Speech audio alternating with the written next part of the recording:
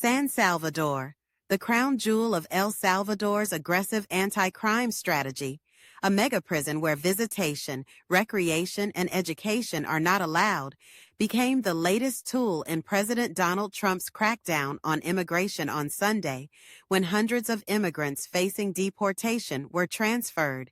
The arrival of the immigrants, alleged by the United States to be members of the Venezuelan Tren de Aragua gang, took place under an agreement for which the Trump administration will pay the government of President Nayib Bukele $6 million for 1 year of service.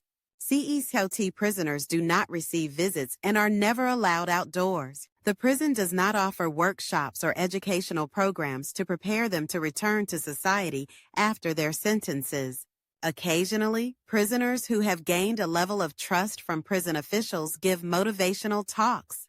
Prisoners sit in rows in the corridor outside their cells for the talks or are led through exercise regimens under the supervision of guards.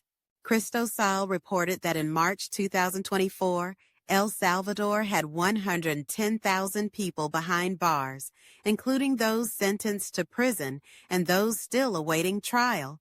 Cristosal and other advocates have accused authorities of human rights violations. Cristosal reported last year that at least 261 people had died in El Salvador's prisons during the gang crackdown. The group and others have cited cases of abuse, torture, and lack of medical attention. Cristosal ends. The video also showed the men being transported to CECOT in a large convoy of buses guarded by police and military vehicles and at least one helicopter.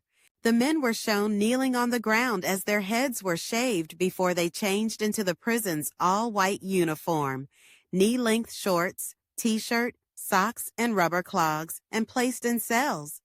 What you need to know about El Salvador's mega prison, officially called the Terrorism Confinement Center, CECOT, was opened in early 2023 by President Nayib Bukele as part of his aggressive crackdown on gangs.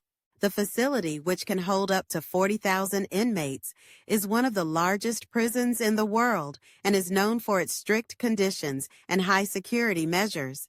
Built to house suspected gang members, particularly from MS-13 and Barrio 18, has no windows and is highly militarized, with 24/7 surveillance and no outdoor time for prisoners. Part of Bukele's state of exception policy, which has resulted in over 75,000 arrests since 2022. Each cell holds up to 100 prisoners. Prisoners sleep on metal slabs. Often without mattresses, no personal belongings are allowed. Guards monitor prisoners 24/7. El Salvador's mega prison is a symbol of both security and controversy. Is this the ultimate solution to gang violence or a dangerous path toward unchecked power? As a federal judge issued an order temporarily barring the deportations under an 18th century wartime declaration targeting Venezuelan gang members, officials said Sunday. Flights were in the air at the time of the ruling.